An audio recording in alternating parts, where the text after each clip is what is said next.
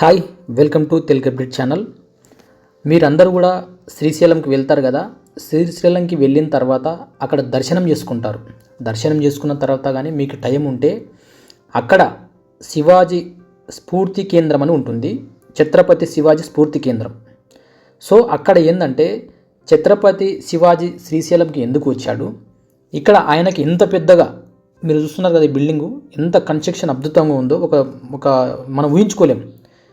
ఆయనకు ఇంత పెద్దగా స్ఫూర్తి కేంద్రం ఏర్పాటు ఎందుకు చేసినారు, అదేవిధంగా శ్రీశైలంలోనే ఆయన ఇంత పెద్ద స్ఫూర్తి కేంద్రం ఎందుకు కట్టారు, ఆయన ఇక్కడ ధ్యాన మందిరం ఉంటుంది పక్కన. ఇప్పుడు నేను చూపిస్తాను లోపల కూడా ఏ విధంగా ఉంటుంది.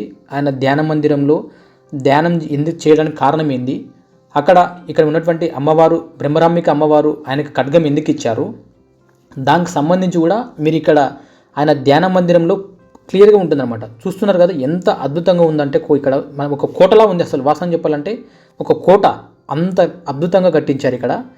ఇది మీరు శ్రీశైలంకి వచ్చిన వాళ్ళు పక్కగా చూడండి. ఎందుకంటే ఈవినింగ్ టైంలో వెళ్ళారనుకోండి, సాయంత్రం వేళలో చాలా బాగుంటుంది. మీ మనసుకు వాసన చెప్పాలంటే ఆయన ధ్యాన మందిరంలోకి వెళ్ళిన తర్వాత కూడా ప్రతి ఒక్కరు కూడా అక్కడ అంటే మామూలుగా ఎవరు డిస్టర్బ్ చేయరన్నమాట. ఆల్మోస్ట్ అందరు మొబైల్స్ కానీ ఏవైనా సరే అన్నీ స్విచ్ ఆఫ్ లేదా సైలెంట్లో పెట్టుకుంటారు.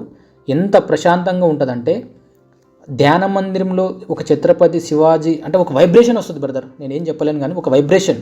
చాలామందికి కొన్ని ప్లేస్లోకి వెళ్తేనే ఆ వైబ్స్ అని గుడ్ వైబ్స్ అంటారు వాటిని.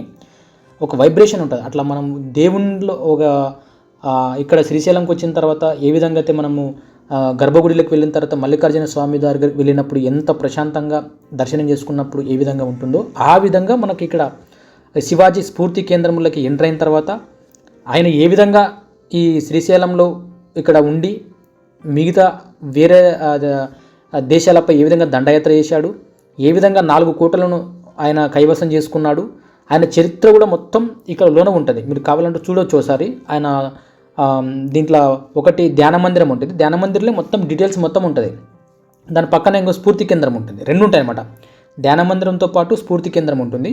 స్ఫూర్తి కేంద్రంలో ఏంటంటే ఆయన ఏ దేశాలపై దండయాత్ర చేశాడు, ఎందుకు దండయాత్ర చేయాల్సి వచ్చింది, శ్రీశైలంలో ఆయన ఎందుకు ఉన్నాడు అని కూడా మొత్తం ఆయన జీవిత చరిత్ర అంతా కూడా ఆ స్ఫూర్తి కేంద్రంలో ఉంటుంది.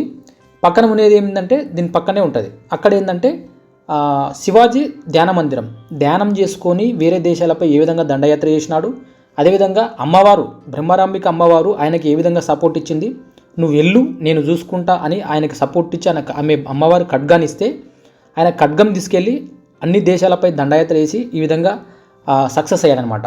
శ్రీశైలంలో మొత్తం 4 గోపురాలు ఉంటాయి. దాంట్లో ఒకటి ఈయన పేరు మీద కూడా ఉంటుంది. ఛత్రపతి శివాజీ పేరు మీద కూడా ఒక గోపురం ఉంటుంది. అది మీరు ఆ గోపురాలకి కింద లెఫ్ట్ సైడ్లో కానీ రైట్ సైడ్లో కానీ పేరు రాసి ఉంటారు. అంటే ఎవరెవరి పేరు మీద ఉందని రాసి ఉంటారు. సో అంటే ఛత్రపతి శివాజీకి శ్రీశైలంకి ఎందుకు ఇంత ప్రాధాన్యం ఉందో కూడా తెలుసుకోవచ్చు అనమాట. అంటే చాలామంది శ్రీశైలంకి వస్తారు కానీ ఇక్కడ ఇంత పెద్ద ఛత్రపతి శివాజీ స్ఫూర్తి కేంద్రం అనేది ఎవరికి తెలియదు అనమాట. ఇది పక్కనే దగ్గరే ఉంటుంది. శ్రీశైలంకి మెయిన్ గేట్ నుంచి కొంచెం అక్కడ ఎంట్రెన్స్లో చూసుకుంటే మీకు అక్కడ ఎవరిని అడిగినా చెప్తారు. ఆటో వాళ్ళని అడిగినా చెప్తారు, అక్కడ ఉన్నటువంటి ఎవరిని అడిగినా చెప్తారు అనమాట. శ్రీశైలంలో ఎవరు ఉన్నా వాళ్ళని అడిగితే చెప్తారు. ఇక్కడ ఛత్రపతి శివాజీ స్ఫూర్తి కేంద్రం ఎక్కడుందంటే వాళ్ళు క్లియర్గా ఎక్స్ప్లెయిన్ చేస్తారు. పక్కనే ఉంటుంది. సో ఎవరైతే శ్రీశైలంకి మల్లికార్జున స్వామి దర్శనానికి వెళ్తారో అక్కడికి వెళ్ళి, ఎందుకంటే ఒక వైబ్రేషన్ అన్నమాట. ఇందాక నేను చెప్పే కదా, చాలా గుడ్ వైబ్రేషన్ మంచిగా ఉంటుంది. మీకు అక్కడ ఒక ప్రశాంతమైన వాతావరణంలో ఆయన లోనికి వెళ్ళిన తర్వాత ఎక్కడికి ఇంత డిస్టర్బ్ ఉండదు. మనసు అది చాలా ప్రశాంతంగా ఉంటుంది. ఎవరైతే శ్రీశైలంకి వెళ్తారో వాళ్ళ ఆ ప్రదేశంకి వెళ్ళి చూడమని కూడా నేను చెప్తున్నాను. మనం పెట్టే కంటెంట్ మీకు నచ్చినట్లయితే మన ఛానల్ని సబ్స్క్రైబ్ చేయండి, లైక్ చేయండి, షేర్ చేయండి. Thanks for watching Telugu update channel.